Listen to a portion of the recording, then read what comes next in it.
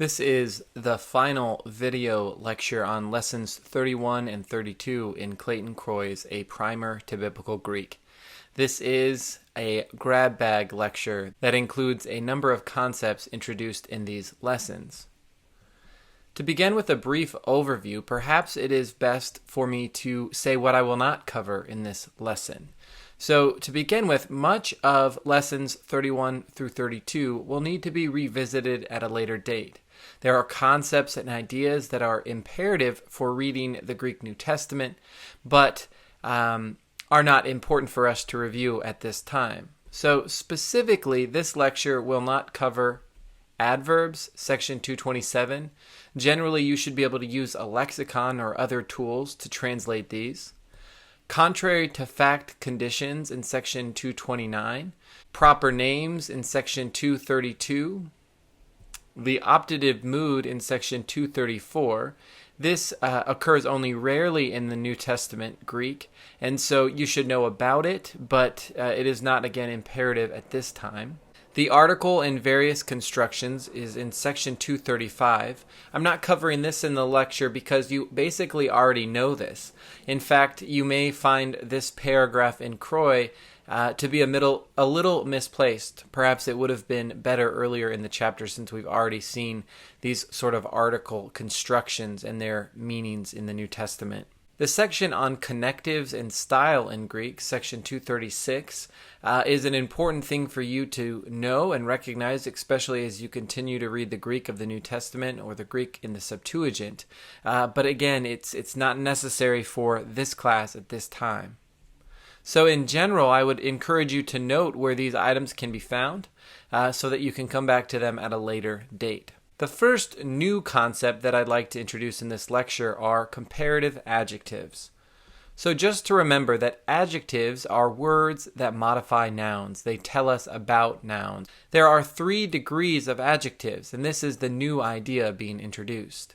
There is the positive degree, which is basically your basic adjective, good. Then there is a comparative, which in English an example of this would be better. And so here you'll see the ending teros, tera, teron added to the basic form of a Greek adjective.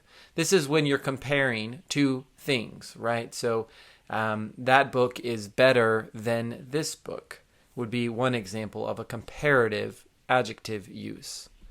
The superlative is when you're comparing more than 2 items. You may be comparing 3 or you may be comparing hundreds. And this would be something like best. And so you would see estas, este, están added to the basic form. And so again, it's a comparative adjective. It's comparing multiple things to determine what is the best or the worst or the happiest or the saddest. You can see section 225 for the declension of pleon, which is a comparative adjective that means more. So while we're talking about comparative adjectives, it's important to discuss briefly comparison in Greek. As Croy introduces it, there are 2 basic ways to make comparisons. The first is to use a comparative adjective plus a word in the genitive case. So an example of this would be he charis tu theou estin meson tes dunameos tes hamartias. So we would translate this as the grace of God is greater than the power of sin. And so meson there is a comparative adjective that means more or greater. And tes dunameos, tes hamartias is in the genitive case because it is being compared to the love, the grace of God. So the grace of God is greater than the power of sin. So again, the power of sin is in the genitive case because it's helping make that comparison in Greek. The second way to make comparisons in Greek is when you combine a comparative adjective, and then a word in the same case. So I've modified that first example to illustrate this form of comparison. So he charis tu theou estin meson he dunamis tes hamartias. So you can see that he charis is in the nominative case, and he dunamis is in the nominative case. So that the comparison here is in the same case. And you can see that the comparative adjective meson is used again, and that I have added a there to denote this form of comparison. So again, the translation is identical. The grace of God is greater than the power of sin. It's just a different form of making that comparison. There are two ways to add nuance to questions in Greek. And Croy introduces this as there are some questions that expect a yes or a no answer, and know that this is going to be sort of rhetorically determined, right? There's some contextual clues that are helping you see that the author is expecting a certain response from the hearers or readers of a document. And so the two ways to do this is to add a negative to the question. So instead of just having a basic question in Greek with the semicolon at the end, we will add a negative to the sentence. The first one is by using me, and this is expecting a no answer. So an example of this would be me ephagete ton arton ton teknon. And you can see that I've highlighted the me, the negative, as well as the semicolon at the end, which denotes the question. And so we would translate this as, you didn't eat the bread of the children, did you? And because of the me, we would be expecting an answer like certainly not, surely not. There's some emphatic or rhetorical nature to this form of the question. When we add u, uch, or uchi, we are expecting a yes answer. And here is an example. Ekene he gune, uk estin he meter tu basileus. Again, you can see uk and the semicolon have been highlighted. And this would be translated as, that woman is the mother of the king, isn't she? And the expected answer would be, yes, of course, surely. And so, once again, just to point out that this is an added nuance to questions in Greek, and there will be other clues in the context usually to help you appreciate or articulate the interpretive or rhetorical importance of these forms of the question in Greek. Finally, there are some special uses of cases presented in section 233. And what is important for me to point out at this point is, we have had a very basic understanding of translation for each of the cases, right? So we had the genitive, translated it as of, generally.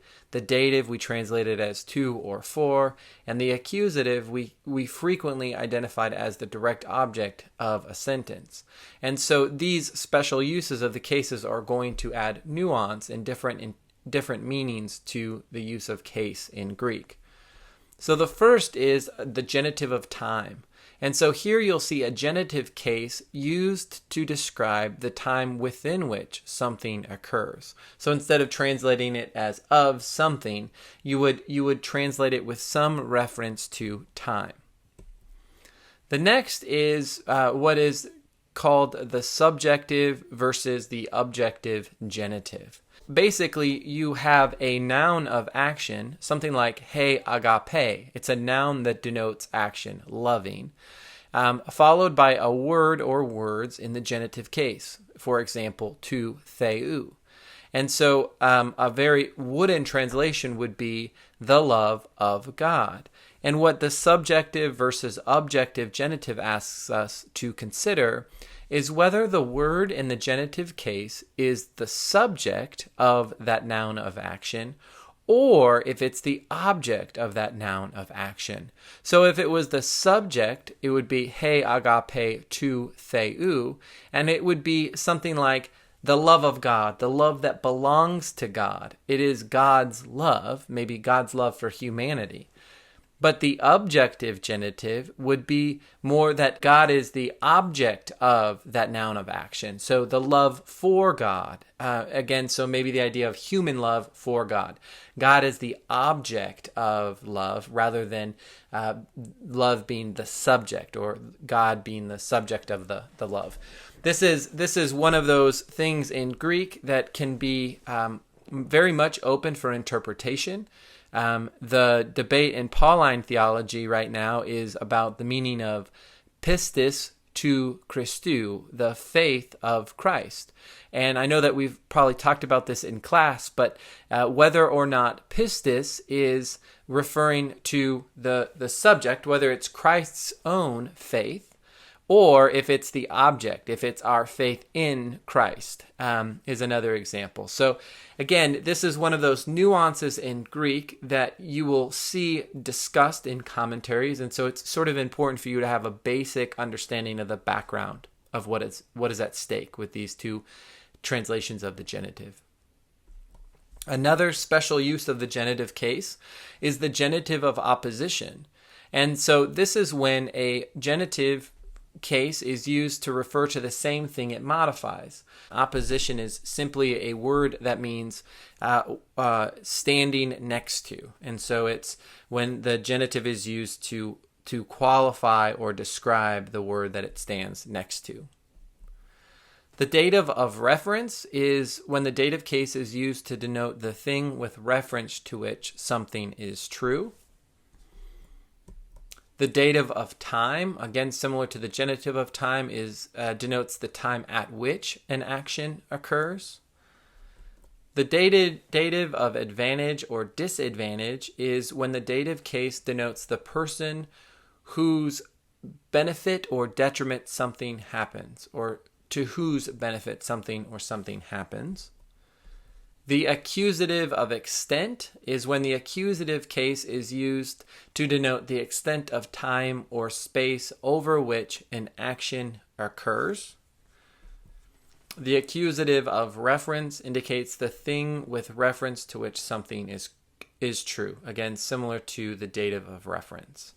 And so chances are, even after this brief overview and what Croy provides, that this is not crystal clear for you, and that's okay. You don't really have to memorize these at this point. You just need to know that they're there in the textbook and be able to sort of make sense of these terms or similar terms in commentaries and in other tools that you might use in Greek exegesis. For further reference and further development, I encourage you to see a book by Moule called The Idiom Book of New Testament Greek. It will cover a number of these special uses of case with a number of examples from the New Testament. And so it might be very helpful for you as you move forward in your study of Greek.